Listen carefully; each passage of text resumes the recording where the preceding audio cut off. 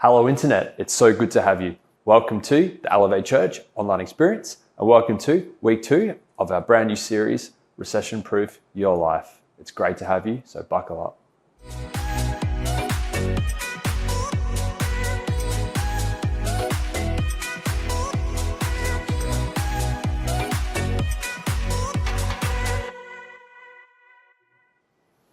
If you're at home and you're enjoying our tips and tricks to recession-proofing your life, how about liking our channels, subscribing to our channels, or maybe share them with a family or a friend that you may think is interested. Austin Stone Worship is our awesome worship partner for this week. Buckle up and enjoy it. They're awesome.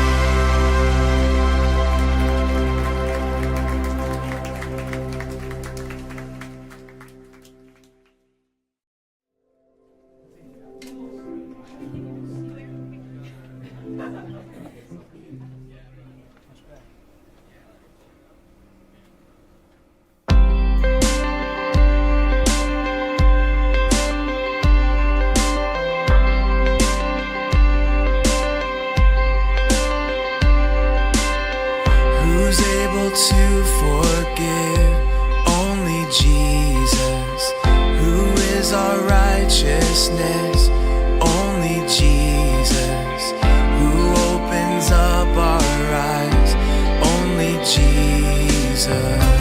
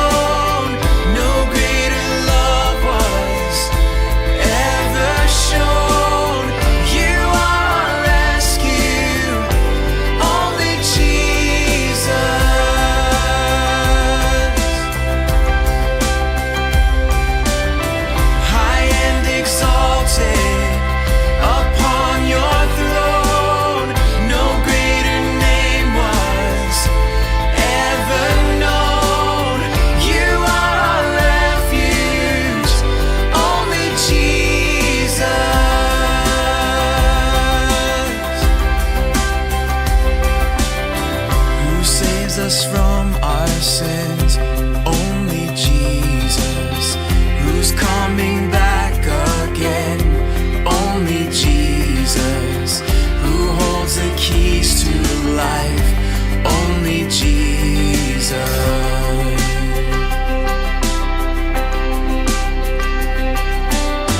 There's no one like you, you stand alone. No greater love was ever shown. You are our rescue, only Jesus.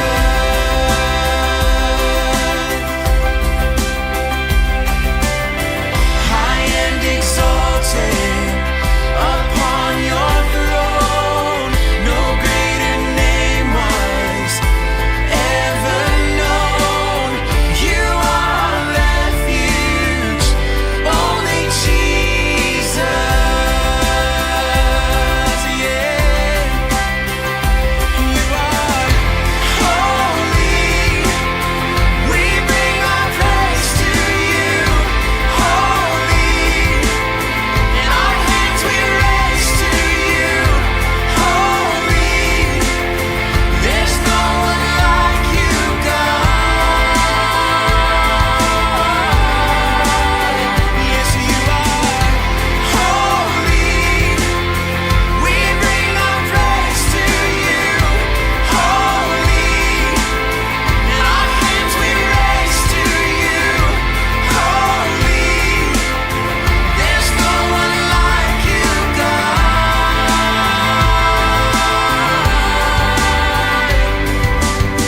There's no one like you.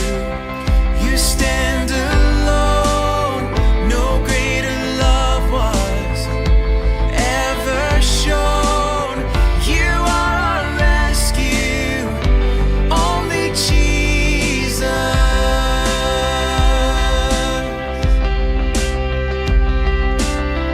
High and exalted upon your throne, no greater name was ever known. You are our refuge, only Jesus.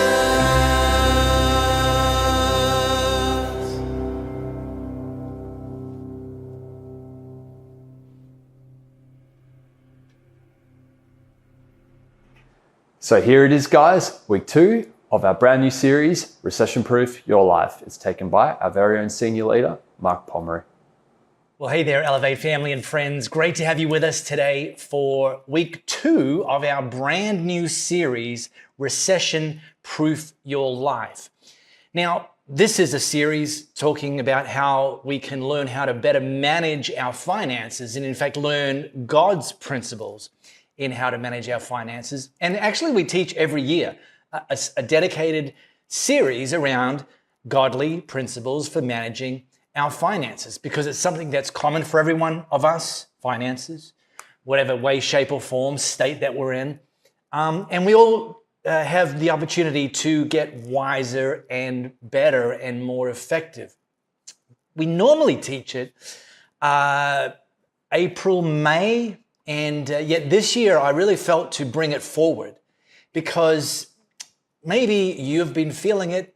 Certainly you read the media, you see it, that we're very much on a financial roller coaster in our economy here in Australia and in many countries around the world. You know, interest rates on home loans are increasing, rental prices are increasing, and the general cost of living is increasing.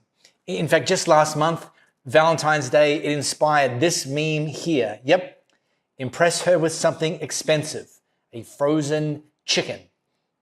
And of course, he could have just as easily been holding a dozen eggs or a can of petrol, because all of these things have been going up. And one of the downsides of that isn't just the dollars and cents, the bank accounts, the bank balances. It's also our inner world that can be affected.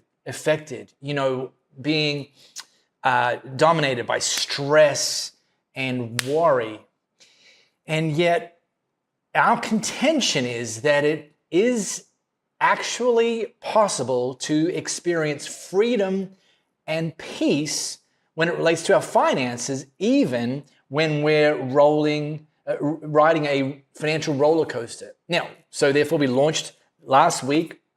I unpacked the problem that many people face in Australia and again, many countries around the world. And the beginning of the solution is to put God first, not put Amazon first, put God first. And so you can go back and watch that on this channel, or you can grab our podcast, just search Elevate Church Perth on any of the major podcast platforms and catch that up, because that's really the jump off point. And this being week 2 will make more sense having got your head around week 1. But today, week 2, I want to talk about paying off debt.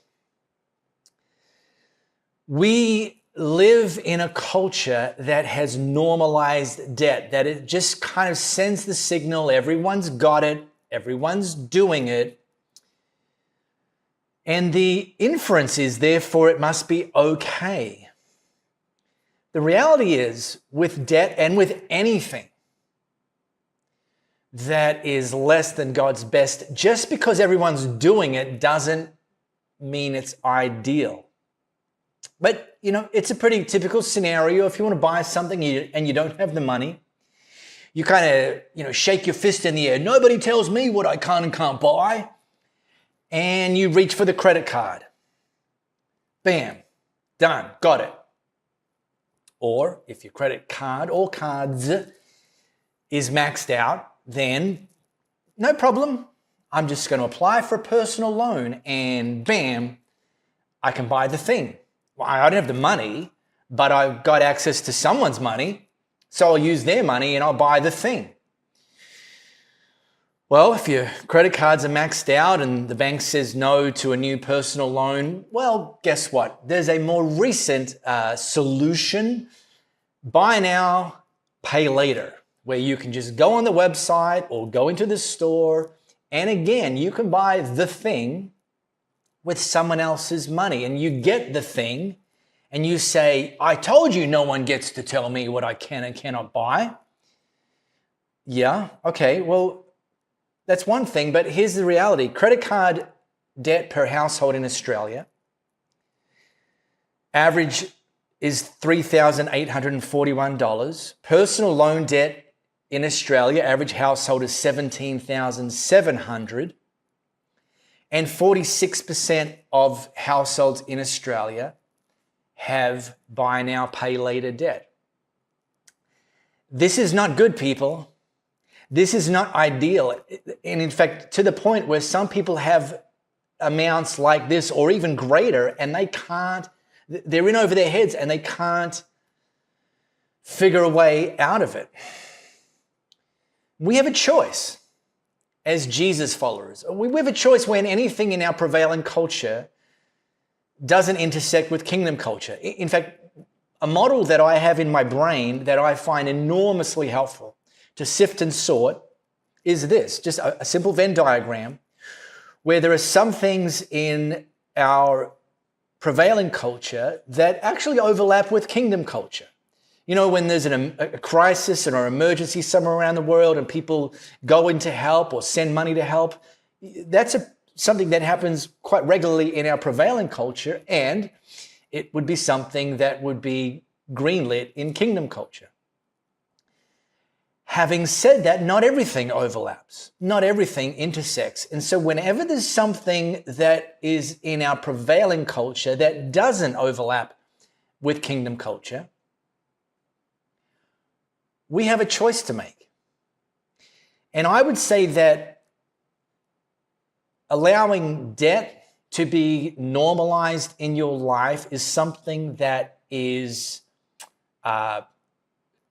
tolerated at best and encouraged at worst in our prevailing culture, but is absolutely not something that gets greenlit through the lens of kingdom culture. I mean, you're still not convinced? Okay, let me show you this. Just last week, when we taught week 1 of this series, one of our team came up to me and said, let me tell you this story that just happened this week with our 8-year-old. We were getting ready for dinner, gathering around the table, and our 8-year-old had just been playing a game on their iPad, and it's a game that is like you sort of like have a house and you kind of start to furnish it and build it out. You know, a bit of like a homemaker's game. Sounds wildly innocent, and mum and dad thought, you know, great, like what a nice game. Well, 8-year-old says to mum and dad, yeah, so I've got my credit card. I just got my first credit card in the game, and I'm going around and I'm buying lots of stuff on my credit card. And mum and dad are like, wait, what? The game developer baked a credit card in to a game aimed at 8-year-olds, and I don't know. I mean, the game developer doesn't actually, it's not like a real credit card. It's not like they make money from it, but I just wonder, is like, who thought that was a good idea?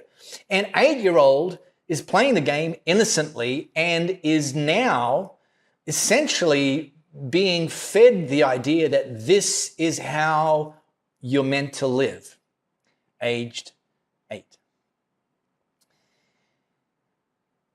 Now, when it comes to finances, we're all on a journey, but we're not at the same place on the journey as other people. In fact, last week I outlined 3 categories. The behind category, where you are in over your head, you can't keep up with payments, and it's all stressful to you. There's the caught up.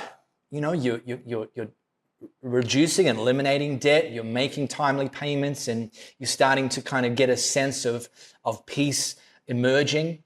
And then there's the ahead category, which you've got no debt. You're excited about your financial future.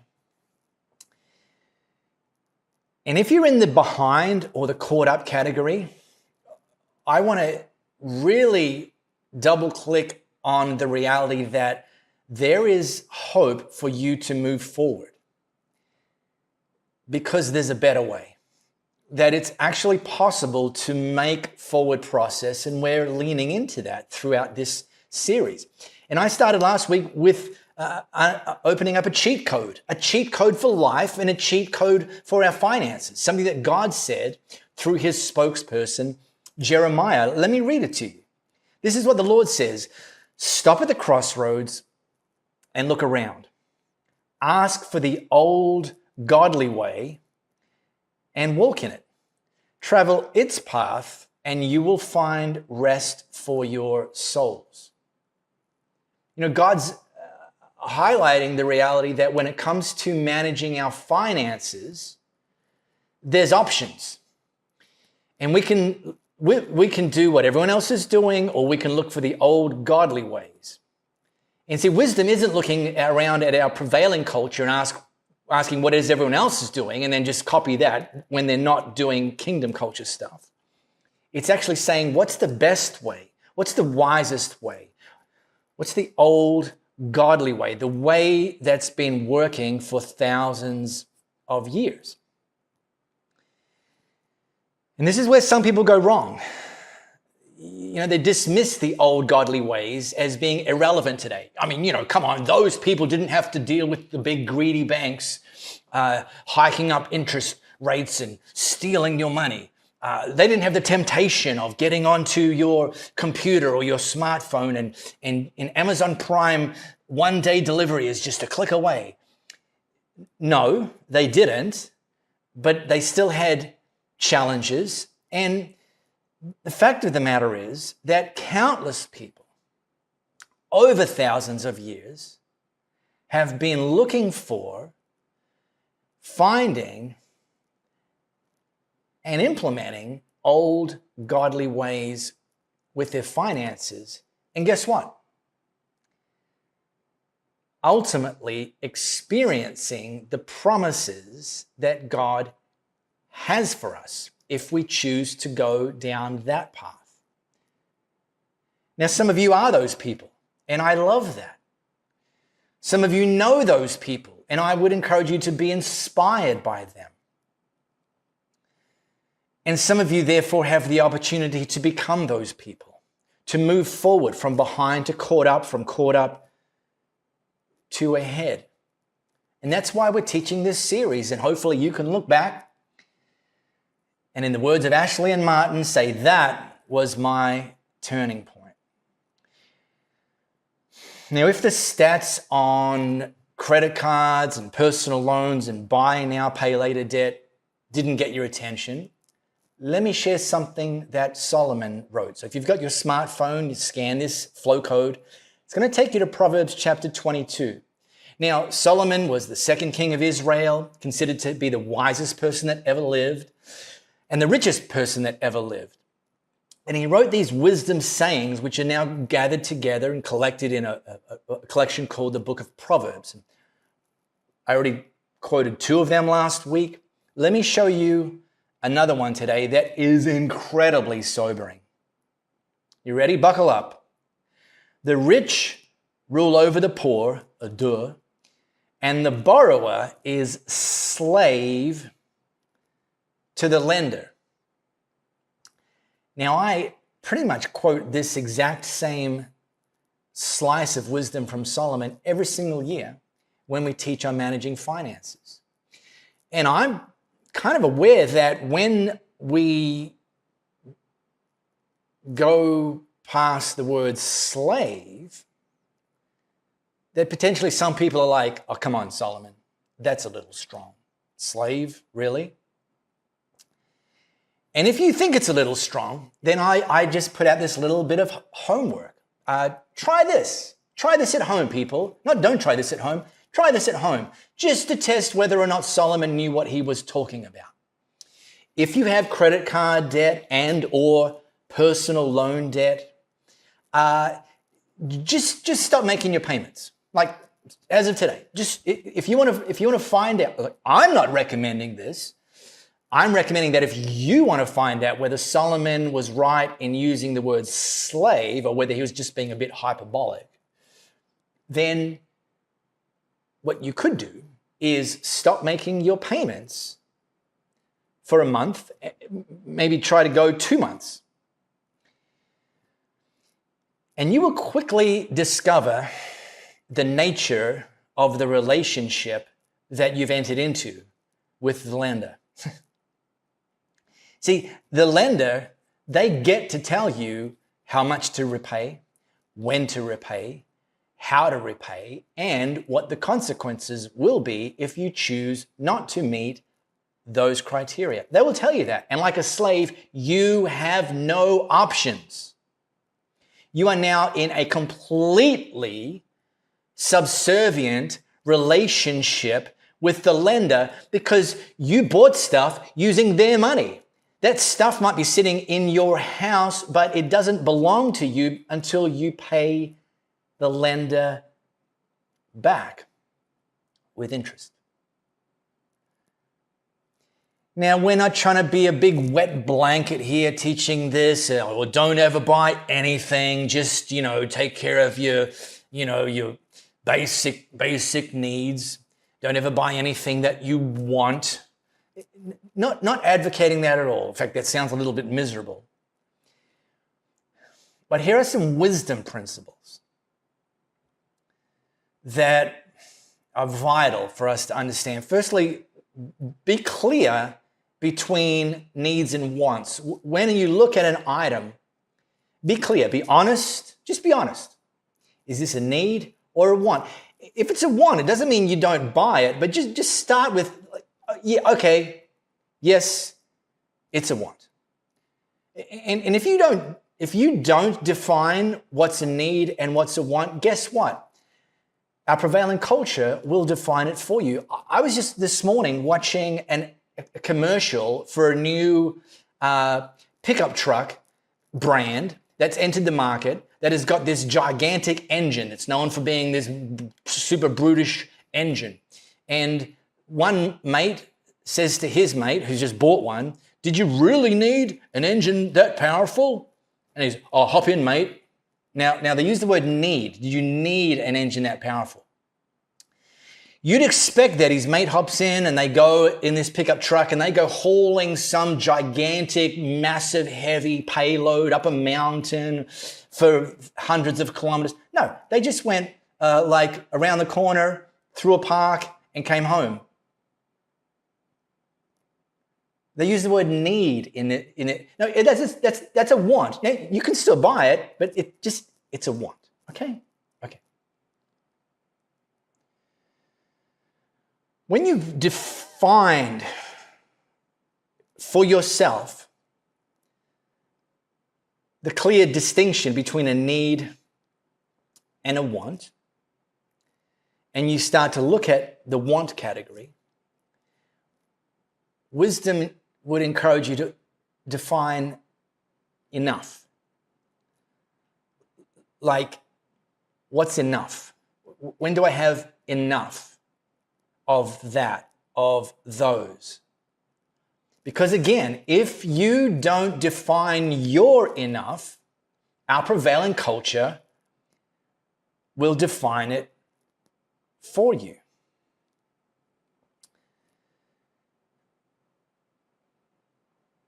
Let me say it again. I'm not suggesting that we don't ever buy wants, but here's an important distinction. If you don't have the money for it and you still want it, wisdom suggests keep saving until you have the money and then pull the trigger and buy it. Two of our team members, which actually you're going to hear from in just a few minutes, so stick around for that, they have a saying between the two of them, budget says no. I'd like to buy that. Yeah, okay, wait, no, budget says no. Or, okay, sure, budget says yes. I'm going to come back to the B word in a minute. But here's the great news, and I said it before, I'm going to say it again. There is hope because there's a better way, there's a pathway for you to move forward when it comes to your personal financial world. And our go-to, it's not the only go-to that exists, but our go-to, someone in a strategy that we use and recommend and that a growing number of our people have adopted is the baby steps approach made popularized by Dave Ramsey. Now, Dave Ramsey's like a financial guru, financial coaching guru, and you can find these baby steps at one of his websites, ramseysolutions.com. There's 7 baby steps. I'm not going to unpack all 7 here today. Go to that website, ramseysolutions.com. See it for yourself. I just want to quickly fly over the first 2 of the 7. And they simply are this. If you're in debt, okay, credit card, I'm talking consumer debt, not home loan. We'll come back to that next week probably. But consumer debt, credit cards, personal loan, buy now, pay later, the things I talked about earlier.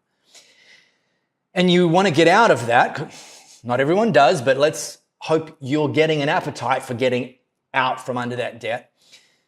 Baby step number 1, save $1,000 for your starter emergency fund. I'll give you a couple of tips of what that might look like.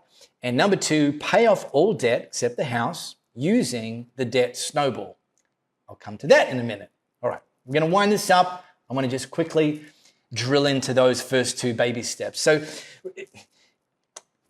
you're in debt because you've already been in the habit of spending more than you earn. And to get out of debt, you've actually got to get in the position of spending less than you earn and creating a bit of margin. Well, that's going to take a plan.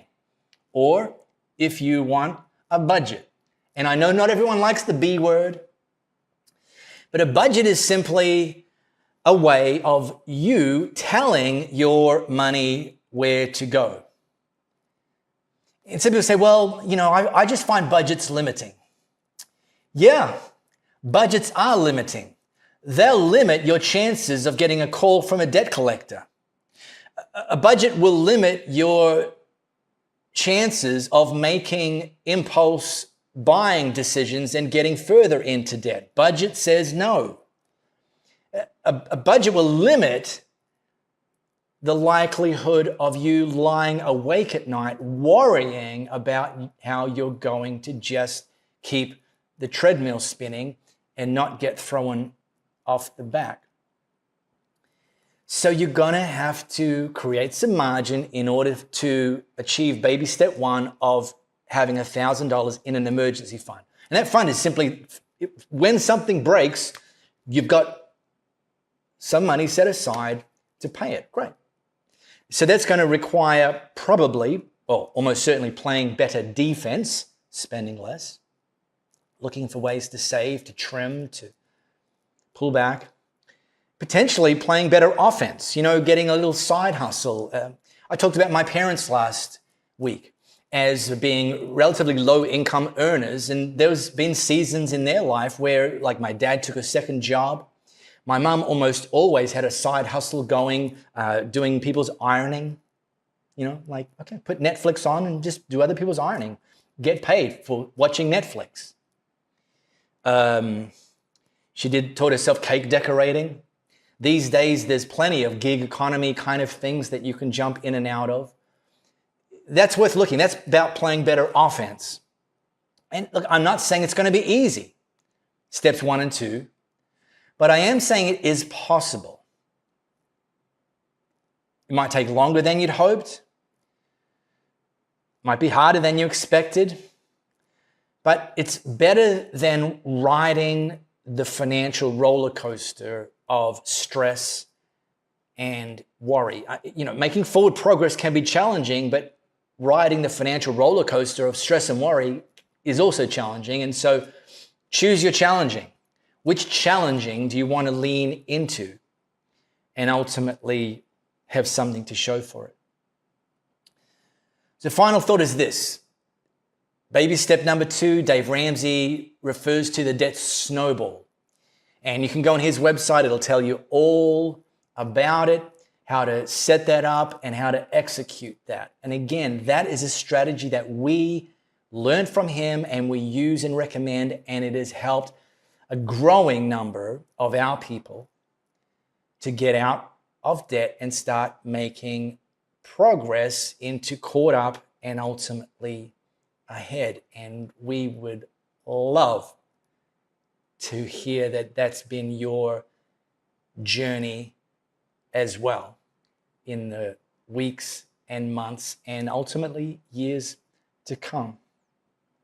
So next week, I'm going to talk about building up savings, which I understand if you're at baby step number 1 and 2, next week's not going to be for you, but come back and be a part of that because it's going to give you something aspirational to look forward to set your course towards. In the meantime, here's a couple of our incredible team members who have been on this journey, and there's a slice of their story, which we actually filmed a year ago.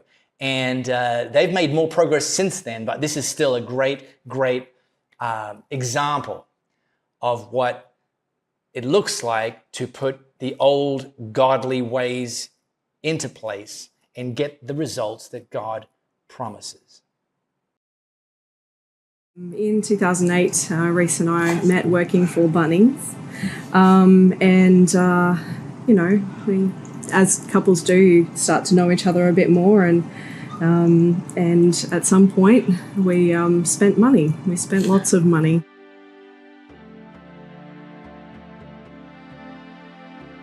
We decided to take a trip to the US, and that cost money. We decided to buy a new computer system, and that cost money.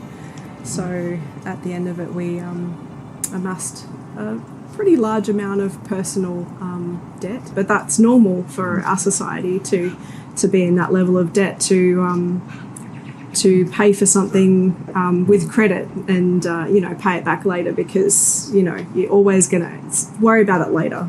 And I just always remember it being a huge weight on the shoulders. Like, whatever we did, it stopped us from doing things because we always had to make sure there was enough money for this debt payment.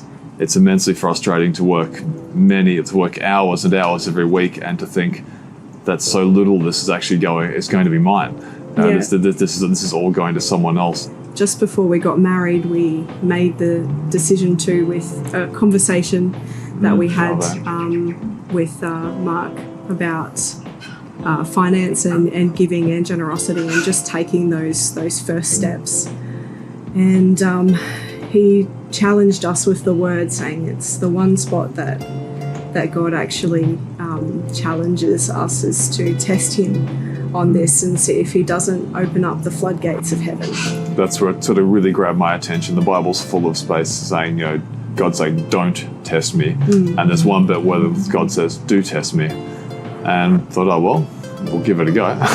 Yeah, so despite the fact that we were still in massive debt, we decided to take that step, and we started giving our first 10%. Yeah, on paper, it made no sense. We didn't have the money to give the first 10%.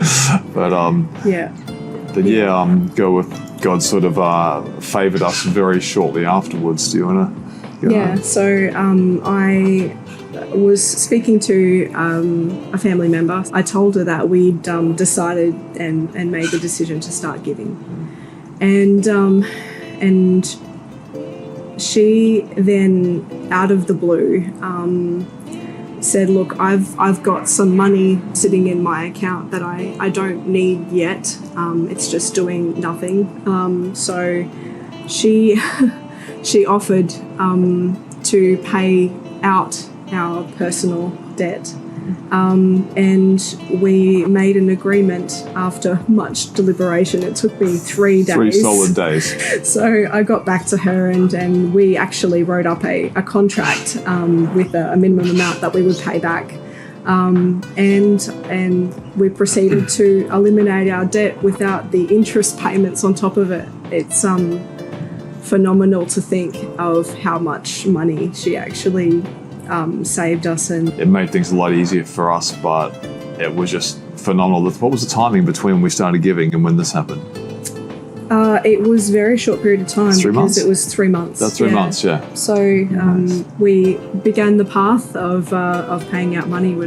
We're living with some relatives here in Perth, and so relatively inexpensive rent, just living out of a sort of a master bedroom out of a house. So starting to pay out that debt, and we decided to take it a step further. So we made the decision to give up our rental home, and we spent nearly 2 years living out of suitcases, going from place to place, house sitting houses and pets for people in the local Perth area. And it came with a share of sacrifices. It's like we had to get rid of and sell or just give away most of what we owned. But it was with an end in sight, and it was exciting and fun as well to move every couple of weeks, and it was also frustrating and scary to move every couple of weeks. But it was a sacrifice. It was a sacrifice made with an end in mind. It had a purpose, and the purpose was to get debt free. It took us weeks to really sink in that we no longer had that weight pressing down on us, and it was massive. Yeah. When you sort of think about people who have been in prison for a time, it really felt like a weight was lifted, but it took a little while to get used to it.